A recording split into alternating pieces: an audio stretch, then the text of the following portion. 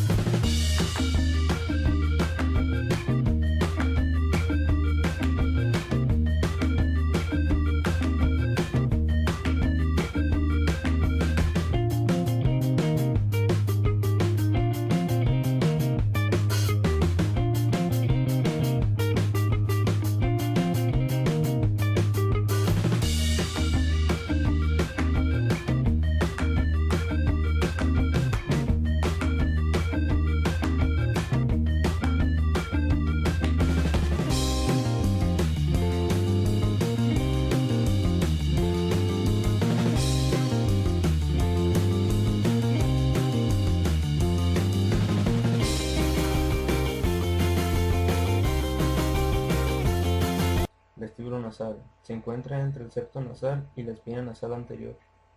Es la zona de la cavidad nasal justo superior a las narinas sudoríficas y cuenta con numerosos folículos que producen las vibrisas. Mucosa olfatoria. Recubre el requicio de la porción superior y contiene los sensores de los olores. Y ahora continuemos con otro componente del olfato, el bulbo olfativo. El bulbo olfativo se localiza en el extremo anterior del sistema nervioso central. Recibe las fibras nerviosas procedentes del epitelio olfatorio. En ese epitelio se localizan los receptores que perciben los olores. Estas células son células sensoriales primarias y son neuronas que también tienen sus propios axones, que a través del nervio olfativo se dirigen hacia el cerebro. Just you know why.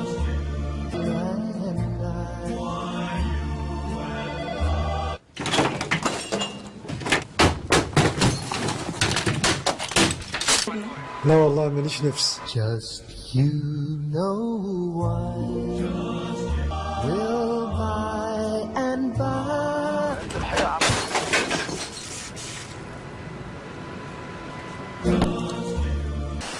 النهارده انا مفهوش جبنه. Just you know why. والله هو Why and I.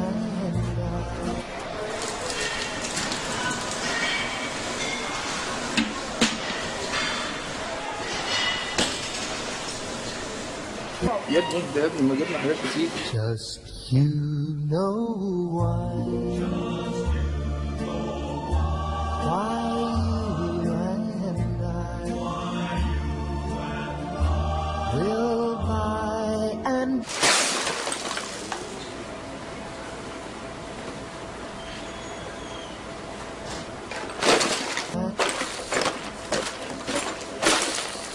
Enfermedades y padecimientos del olfato. El sentido del olfato no solo te permite disfrutar de los aromas, sino que también es un sistema de alerta que te avisa si hay señales de peligro, como lesiones de gas o alimentos que te han echado a perder.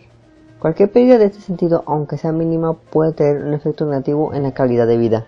Antes de comenzar, se debe entender cómo funciona el sentido del olfato. El sentido del olfato forma parte del sistema quimio-sensorial, es decir, de los sentidos químicos.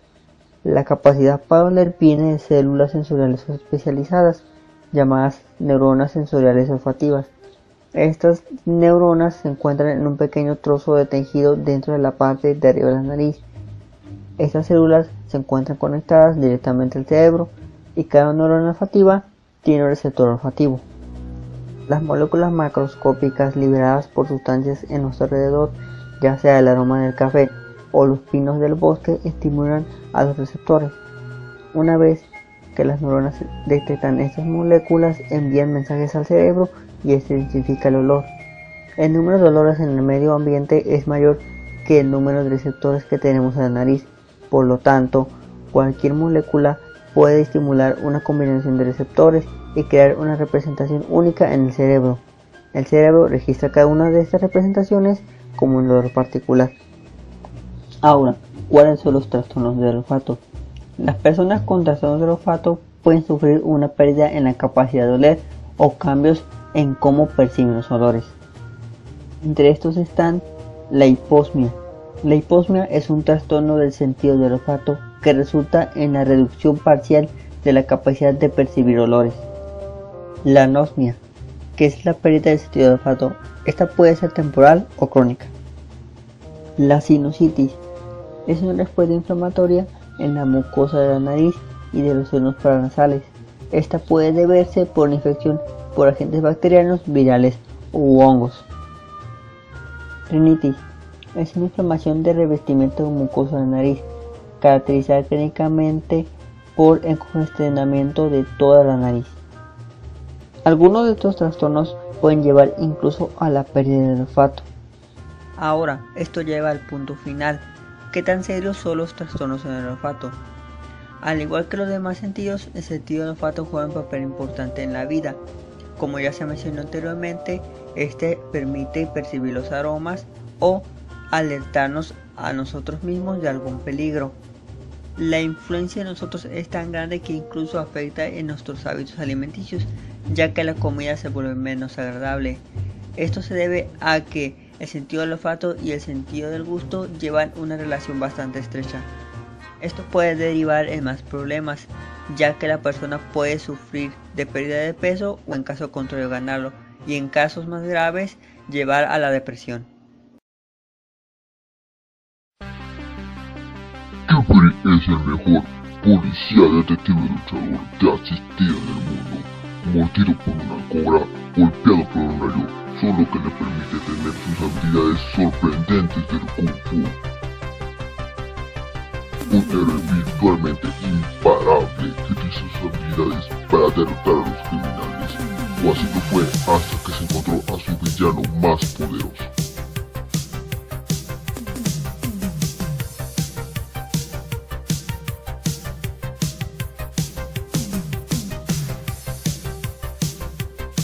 Para derrotarlo deberá ir al pasado y enfrentarlo de una vez por todas en una batalla épica e inigualable.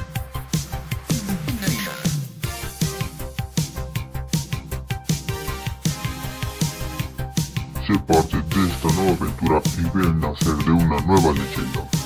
Q Fury.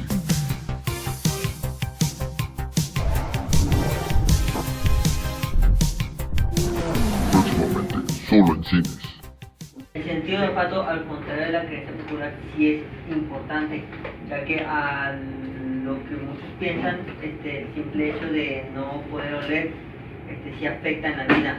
De modo en el que cuando hay un incendio o hay alimentos que van a perder, no somos capaces de detectarlo. Además, el sentido del olfato está muy ligado al sentido del gusto, al punto de que mucha gente cuando llega a perder el sentido del gusto realmente no fue así, sino que perdió el sentido del olfato. Esto afecta de muchas formas, ya que al perder el sentido del olfato muchas veces se afecta en el hábito alimenticio. Es importante saber el proceso del sentido del olfato y cómo es captado. Los olores viajan por medio de las fosas nasales hasta llegar al bulbo nasal. El bulbo nasal envía señales al cerebro para saber qué olores son o qué es la chingada ya, hasta ahí.